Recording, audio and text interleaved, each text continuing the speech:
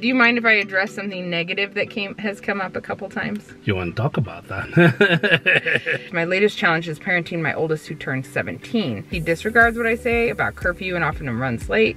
He also has a girlfriend where I feel boundaries must be respected. My question is, how can I deal with my anger? My husband's blind and I'm his full-time carer.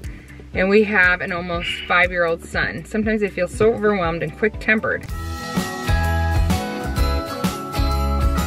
5, 4, 3, 2, 1. Cut. Hey guys, welcome back to another video. I'm sitting here with Solo today just to respond to a few things, and then I'm getting to your video questions, the questions you mailed in to me. So I don't know if we'll do that part together because we are losing sunlight fast. But I want to give you a couple big updates in our life. What's the big news? Oh my goodness. We have so many big news. Our house? Oh, the update on the house? Yeah, that is a big news. Yeah, so What did we tell him last time? We told him the story about how the Lord closed that door to rent it out. Yeah. We have since signed a contract to sell our house. It is a contingent contract, but we're so happy to have a buyer. We actually had a couple different people that wanted our house in the end. It was a really hard decision. You know, that's how it happens in the end. Then you have multiple people that want your house. It was so hard, but yeah. Like you sit there for a long time, and then all of a sudden you have to make decisions. Like, I'm tired of making decisions. I want it to be easy. Yes, it was. That was a challenge, but we feel very thankful that we have people interested in our house, and so we have signed a contract, and hopefully in a couple months it will not be ours anymore. Yeah. That would be an and the people they're relief. very motivated and excited, and it's just the right fit. Everything seems right. It only takes one, right? Yeah. So, yeah. And we're excited for the family too. Yeah, we are. And for the neighbors, it'll all be good. That will just get us a lot closer to building ourselves out here on our property. So really excited about that. In fact, let me show you the view we're looking at. It's so pretty. You can see that it's icing up there. That's the ice line. This is not ice. But yes, we have a lovely view. That sun's almost gone. And that would be a view we would be looking at from our new house, prayerfully, God willing. Yes. One of these days. One of these days, very soon. I think Thanksgiving made us really, really, really want that new place. We had a lot of people over, and of course it's crowded. But anyway, that's all very exciting. We're just believing the Lord to lead us through all the next steps. So it's not done till it's done, but you know, step by step, he leads and we follow. We have plans drawn out. Yep. All the permits, everything is. Most of the permits, there's just one that needs to be cleared, that we're waiting on. We probably could have pushed it for it to be decided on a lot faster if we were ready to break ground. Yeah. And so now we're just waiting on that, but it shouldn't take long, hopefully. Yeah. So we're really like, we're starting to think about moving our home closer to the water, those kind of details. So I guess that part we haven't fully decided yet, but yeah, it's coming soon. We had it staked out earlier this year, but in the fall. Yeah, my personal prayer and hope is that we'll have Christmas next year with all our children home and in the country and in a new house. But that would be fun. It would be fun, but my prayer is Thanksgiving, but we'll see. That would be awesome. But you know, we're okay with whatever happens. If it's not, we'll be okay with it. If it is, we'll be very happy with it. Yeah. Do you mind if I address something negative that has come up a couple times? There's always negative things these days. I know, some people don't like it when I address the negative stuff, but when you're out there publicly, you can feel very defensive about things when things are said about you. It's hard not to. And sometimes you just want to defend yourself. Right. And you know, sometimes so too is we ignore a lot of it. That's most of it. But there's some maybe that come from what would be, I don't know. There's some that just need to be addressed. I think this one, I would like to address it because it was a couple times it was said by people who are very kind and they're just confused. And so it makes me think, okay, I don't want to be confusing It's been said many times by people who are not kind. I really do not care about that. And I don't look at bad comments. Solo just told me, okay, I'm seeing this one a number of times recently on a video. So, I noticed in, around 2020, was it? They cut off like family channel comments. And what I've discovered is that, when the comments were gone in our channel for a while, that I was much more myself. And so that's really why I've just determined not to. I read comments, don't get me wrong. I don't read bad comments, so my mom and Solo look through comments before I will look at them most of the time, because I start editing myself if I... Then you don't feel like you're authentic to yourself. Yes, because little things can come through in a video and be misunderstood so easily, and then I'm overthinking a lot that I'm saying. And I realized during that season, oh, I felt way more free to just be myself, and I didn't like that I wasn't being myself as much before, or I was editing myself or thinking, oh, how will people take this, or how will people take that? Yeah. And it's not a great place to be in. I don't feel like I am my most authentic on the camera when I'm just thinking about what people would yes, think and or this say. one scenario that he told me about, I don't even know why he told me. Oh, it's because it came up a number of times. I don't want to be editing myself. I only saw 4, but one of them was someone that, no, 2 of them were people that were nice. Very kind, yeah. And like, and you could tell they're regular viewers. Like confused. Yeah, and it's like, wow, did I hear this right? Yeah. So it's so funny, but it was a what's for dinner video, and we had all these steaks, so many steaks. Usually when we thaw steaks, they come in like packages of 4, but you can't always tell if it's 4 or sometimes it's 2 or whatever. So Solo had thawed a bunch of steaks and thrown them on the grill, and we had tons left. So usually we have all our older kids like Eli and Ep all get a 1 full steak. I don't even usually eat 1 full steak because they're like big steaks. And Belle doesn't usually either because they're huge, like bigger than what you buy at the grocery store steak. No, bigger than restaurants. Most of the restaurants. So yeah, because we get a whole cow at a time. I mean, we used to never eat steaks with our little kids because they're expensive. But when you buy the whole cow at one time, you can get all these great cuts of meat for a great price.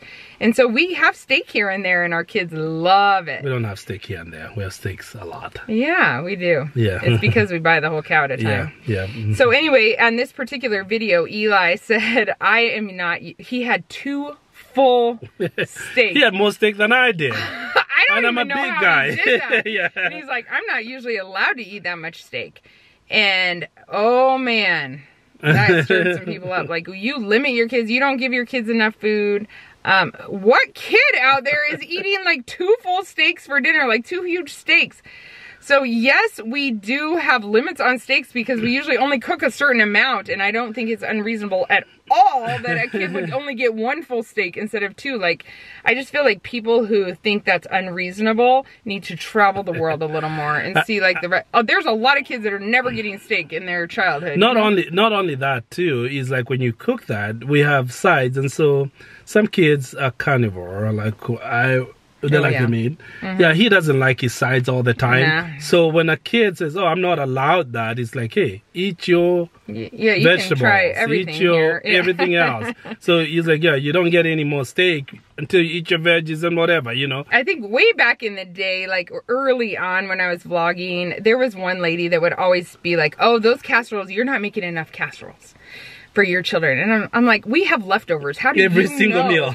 And I think when people think this number, oh, you got 10 kids at home you're feeding, they think of a certain amount. They think of like 10 adults, and it is not the case. We have a lot of little children. So that she would see my casseroles, and like literally every time I showed food, oh, you don't feed your children enough. And I think that just narrative got picked up, you know, how different things get picked up for different families. Our kids, we have leftovers all the time. It's just ridiculous. But I'm like, 2 whole steaks? And because he said the words, I think that was triggering probably for people. That I'm not allowed to eat that much. But I mean, it's because he's usually only allowed to eat 1 full steak. Oh, it's so silly. But anyway, I just did want to say that for some other people that are really just kind and confused because of whatever narrative is floating out there into the interwebs. Anyway, I could go on. That one got me hot. Sorry, it's my bad. I could have just ignored that. I could have ignored that, but okay. I didn't see any of the mean ones. He only sent me the nice because ones, of the kind he just people. Told me they were out there. It's because of the kind people. I said, you know, I don't know. I did tell you. I don't know if you want to address this or not. If you want to write them back or not. But. Okay, so another video that went up recently is we talked about our miscarriages and our thoughts on birth control. And one thing we didn't mention, so many really great comments in there. People just sharing their stories. It's been so lovely to read. Man, people come from big families, small families, good families, bad families.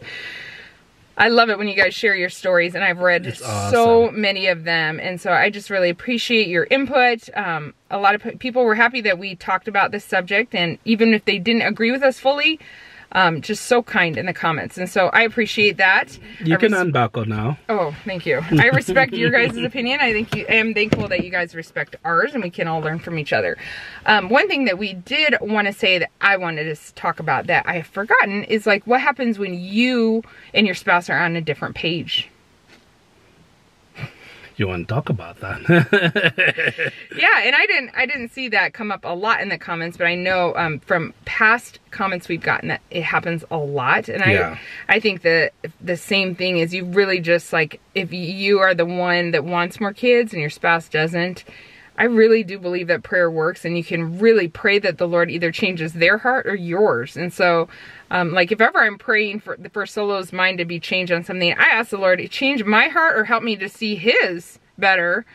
Is that the way you pray? No, I always say, God, change that woman. Yep.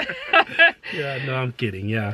And then also too, yeah, and a lot of it too, we are all growing, right? So people start, well, let me backtrack. Maybe we're not all growing. We should be all growing, you know, so we should all be growing, because sometimes even strong held opinions can change with more knowledge, open heart. I think it's the graciousness and patience with one another and being open, you know, so it's something that can happen, and prayer can change that. Yeah. And waiting, patience can, you know, and so it is hard in a relationship because the marriage is not one person. Right. Right. So you gotta be on have different opinions. Like you wanted 3 to 4, I wanted 12. Yeah, and then we have a lot more kids. So it's an ever evolving, ongoing conversation and growth as a couple, you know. So, but it can be hard though when you are absolutely going in the opposite direction. Yeah. All that being said, I think it's so important to be on the same page, like when it comes to having children. And before we got married, even though our numbers were different, like we really had the same ideas about children, the same values, held the same values. And so that's important too, like when you're looking for a spouse. But this one's from a single mom of 3 teens. I have 2 boys and a girl. All my kids are amazing. I've homeschooled them until the divorce a few years ago, and we started Florida virtual school. Needless to say, we faced a lot of challenges as we transition our family dynamics, and it's been overwhelming many times. My latest challenge is parenting my oldest, who turned 17 just recently. He's growing up, but I am truly struggling on guarding his heart while helping him grow up. I feel so overwhelmed and feel the void more than ever of a godly father who's invested in his kids. I know this is a challenging time in a teen's life, but he needs to obey and do what I ask. He disregards what I say about curfew and often runs late. He also has a girlfriend where I feel boundaries must be respected. What advice can you give? Wow, there's a 2-part question, but that's a good one for you. Yeah. For you or for me? We're like, Oh, that is a very, very tough place to be, because you're already transitioning into a very challenging part of life. Obviously not what you had envisioned the life to be, and it just so happened that you're dealing with the divorce and your marriage at a very critical time for this young man. And so because he's also at a very weird developmental weird that everybody goes through. So when you add that with the stress, the anger he probably feels within, and also just the sense of not having a father figure around, it does not give him the permission whatsoever to be disrespectful to his mother. And you can control that, but you're not bad in demanding that he respects the house and the rules in the house. And I think the most important thing, I guess, in the moment is really having consequences that you can discuss earlier, preemptively. Is that, okay, here's what my expectation is for this house, and here are the consequences that you can expect should you not be able to, should you disregard or disrespect what I'm demanding for it. So, and with the consequences, a tough thing because it's got to be a consequence that you are able to enforce. And so if you are there, maybe that could get you to a point of discussion. Kids, there are some things that are important to them. Yeah. Cutting down certain privileges maybe. Yeah, I would say the most important thing, I mean, he said it's expectations or boundaries or... Yeah, you have a big expectation for the house. And I would say... to respect that. Yes, for sure. I would do all the exact same things, but I would say the most important thing is the relationship you have with him, because one thing I would want to encourage you, we've had 2 at that age and 1 just about that age, and what I've noticed is those behaviors you're talking about are just wanting that disrespect is coming out. Independence. Yes, that is normal. Yeah, I'm sure it's more exaggerated because of what you guys have gone through, and so I would really focus in your situation. If it was me, I would focus on relationship a lot. Spend time with him as much as you can. Just the 2 of you, even if it's just like late at night around the kitchen counter or whatever. Spend some time, try to talk to him, hear his heart, because he wants to know if he can trust you too. Yeah. And then also you can use opportunities to make, like he said, very clear boundaries. So that you don't have to react in the heat of the moment or make decisions when things are going bad. No, we talked about this before, and this is just the consequence that's going to happen. So you can do it very non-emotionally. So I would definitely use phone. I would use car. Or car privileges, or time out with his girlfriend or whatever. I would just use those things as natural consequences. Okay, you have to respect these things. I need to be able to trust you, and you need to be able to trust me. And so if you can follow through with these things, then you get these privileges. Otherwise, these are privileges. Like I hear about people that say, I don't give my child a phone, because that is, especially when they're like under 18, that is my phone that you are using. So I need my phone back because you're not capable of respecting me in this way, so you don't get that privilege of having the phone. Same kind of concept. That car, those keys need to come back to me. But I would really focus on relationship, because I'm sure he's going through a lot. I know just hormones and regular kid stuff is a lot. And so you want him to be, you want to be a safe place where he can let those things out to you. And I think the more that you can bond like that, the less trouble you will have with him. Yeah. That's my thoughts on it. Yeah, and then pray, because you can't change somebody's heart. Only the Lord can do that. Or they themselves coming to that point of saying, hey, so you can pray that the Lord will change his heart, soften his heart, because he's probably dealing with anger too about what's going on, and that's, depending on your son's personality, that might just be his way of reacting, the acting out.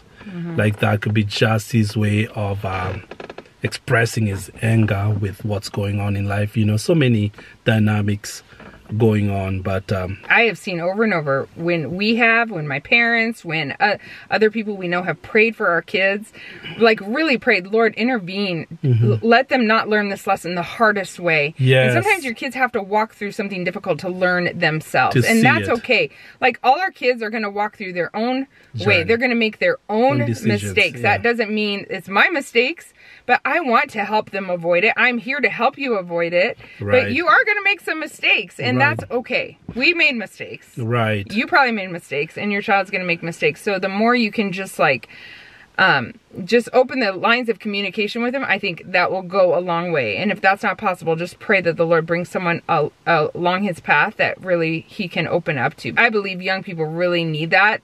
Whether they're talkers or not talkers, they need a place where they feel safe and they can talk things out. Yeah. So she had a homeschool question as well. Do you think it's crucial for students to have a diploma? We're meeting Florida requirements for high school graduation, but my oldest was upset about not graduating with a diploma. We've done some research recently, just looking into other options and looking into dual enrollment so we can start college early and have a college transcript. From everything I've learned, our kids have had a diploma that we just gave them, but I don't know any homeschooler around here who has had any trouble getting into colleges all around the country, even with a good high school transcript. Right, and because they'll take the SATs, college admission. Yep. Good SAT is way better. It doesn't matter. They can't. Some colleges might require a GED, but I haven't run into much of that. It's just like. And most of them would. I'm sorry. Go ahead. Yeah, it's just a good college, high school transcript. If you can do a good high school transcript, it helps. And colleges are very familiar with homeschool students. A lot of them are very favorable to them because they tend to be eager learners and good studiers. Self-learners, self-learners. So and so that's changed a lot too. More and more colleges, you got that. So our oldest two at 14, they were already taking college placement tests. Yes, but not necessary at all. But a lot of high schoolers graduate with college credit because of even dual enrollment even in their public high schools. So that's really normal. Our kids all have college credits. Our oldest 3, just from that they even got in high school. So so I don't. To me, I haven't seen it to be a big issue at all. But I understand the concern. Some kids are concerned about it. But and if they want it, you could always get. Well, you have to go through a school. You literally have to do like your last year dual enrollment or something. Yeah. This one's from Leanne. My question is, how can I deal with my anger? My husband's blind and I'm his full-time carer. And we have an almost 5-year-old son. Sometimes I feel so overwhelmed and quick-tempered and not at all patient with my family. I hate it and it's something I don't want to do. I just feel pushed to my limits sometimes. Do you have any tips or strategies to help you deal with anger and be more kind and patient? Help me be more kind and patient with my family. Thanks. You're pushed to the limit, really. And so that will bring anger out anyway, right? Because you're dealing with a lot of pressure there. That's tough when you're in that situation. It makes you human and normal. Yeah, but my lovely wife here has some ideas on how you can practically. I think sibling relationships, spouse relationships, and parent-child relationships, they really refine you and they refine your character. When you think you got it, you have arrived. They have a way of making you humble. Yes, they do. Push you to your very limit. And you're very normal to have that happen to you. A few things that have helped me, I notice, like, I will watch, if I feel like I'm getting angry often, like more than normal or at all, I'll think, what am I doing? Like the other day, I was listening to a podcast and I was getting really short with my kids. And I'm like, wait a minute, the last time I listened to a podcast a few days ago, I felt the same way. And I realized that they were agitating me because I was trying to listen to something else. And I took the podcast off and it helped a lot. And so I look for those things in my life. Like, have I had too much caffeine? Have I drinking enough water today? There are so many very practical things you can do that help you be calmer. If you get some people, if they get up before their kids do, sometimes when my kitchen sink is clean and I'm not just overwhelmed about the house in itself, I'll be calmer with everybody else. And so you can't always control everything and you have to learn how to control yourself. I teach my kids that all the time, but there are some practical things that you can notice. Okay, wait, maybe it's not him as much as him on top of all this other stuff. You know, maybe it's not my 4-year-old. Maybe it's my 4-year-old with all of this being chaotic and I feels out of control. Because usually it's really not the child. Maybe the child's being frustrating. I notice when a kid is just really crying and whining a lot, sometimes you can just take 5 minutes, sit down and read a book with them. Just stop whatever you're doing. It's maybe the opposite of what you feel like doing. You feel like just saying, stop, leave me alone, you know, and yelling at them. But what they really need is just your attention for a little bit. And that can go such a long way. So I definitely look for opportunities like that as well. You are serving, you're serving your husband, you are serving your child. And so if you can remind yourself that, like, I don't know if you're a Christian or not, but the Bible says when we serve the least of these, which your husband and child are not the least of these, but you're serving me. So like, I think about that with my work sometimes. Okay.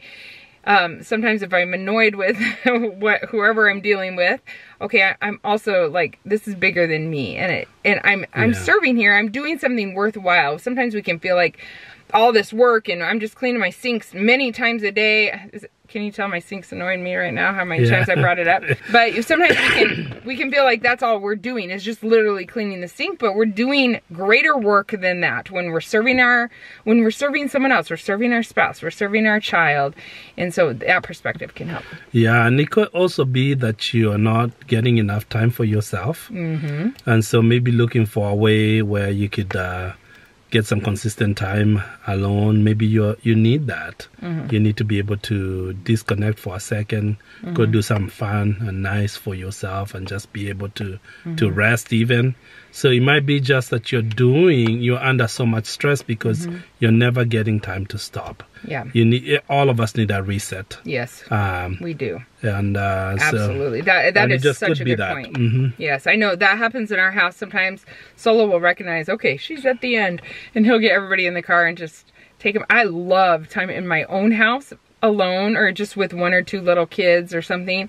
Oh, it is so refreshing to me if I can get things cleaned up without interruptions and just have a reset or just rest myself. Oh, it's so good, and it just helps my mood a lot. So you have to find what works for you and make time for it, for sure, even if you have to go out of your way or get help from someone else. Right, so. Someone that can step in for you for a little bit just to go out. Yep. Or vice versa, have them go out. Yep. And you be alone in the house, whatever it is. Yep. But it's you probably need a reset. I have found even for myself, when I can tell when I've been going without stopping, because I feel like I'm edgier, and I feel like, I get more easily agitated. It's like it's or human irritated. Nature or something. Yeah. Well, God designed it for us to be able to say, hey, you work, you stop, you rest, you walk, Yeah. We're meant to be able to have some reset. Yes. Little resets every day, little reset every week. Yeah, we need it. We need Sometimes it. it's just like at night, like, oh, I'm climbing in my bed. It feels so good. Let's watch a funny show. We've been watching King of Queens. I love TV. I love TV that makes me laugh. That feels like a reset to me. Without thinking. Yes, without thinking. Effortless. He's like, I don't laugh at shows very much. And he's like, oh, this one must be really funny because you're laughing out loud. Okay, Christy, we're going to do one more because we're losing sunlight. That's what you said the last time. I know. But this time, Solo's really become invisible in a second. Okay, Christy said, we are new pool owners, and the little kids don't know how to swim. I'm amazed that Seth can swim even when he's so young. How do you teach your kids to swim? Any tips? Well, you want to go at it? Yes. We have a video about it. Yes, you put them in the water often. And spend a lot of time. You swim with them often. So many of our kids swam at 2 years older. Some of them started swimming before they could walk. Yes. Oh, someone's calling us. It's one of the children. Yeah. It's time to go. So, but it is, it's just spending time with them in the pool and letting them be in the water a lot. Yes, that. And since you can do it with them, not using all the floaties and stuff like that when you're with them, and they all come naturally. Yep, we get in the water with them, and way before we had our own pool, I would make a point we would get a membership somewhere, and I would make a point to try to go 3 times a week. And it was not easy, but a lot of our kids learned to swim so young, and we've never done swimming lessons. So I think the safest thing with pools is that they all know how to swim. So I would just swim all the time. And that you wrote that in June. Maybe you swim all the time, all summer. I hope you did. And maybe you had a lot of success in that. So we love our automatic pool cover in the house we are selling. But it just is like a button, and it closes, and it gives us a lot of safety, but also that our kids know how to swim is the biggest safety. So thank you guys so much for watching, for being here, for following our journey. We just appreciate you all very much. I saved a lot of questions that are very practical about home management that I'm going to answer very soon. I really appreciate your questions, even though it takes me a long time to get through all of them. But thank you guys for listening, and we'll talk to you soon. See you guys. Bye. Bye.